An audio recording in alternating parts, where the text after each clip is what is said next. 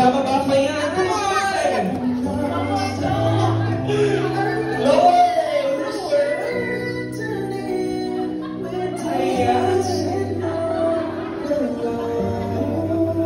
Ayan, sisirin mo na ang pinakatagong yaman ng Rizal.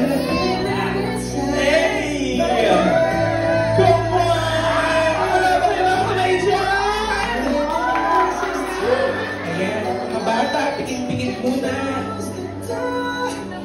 Wow! Wala ba naman natin si Marlon Teresa?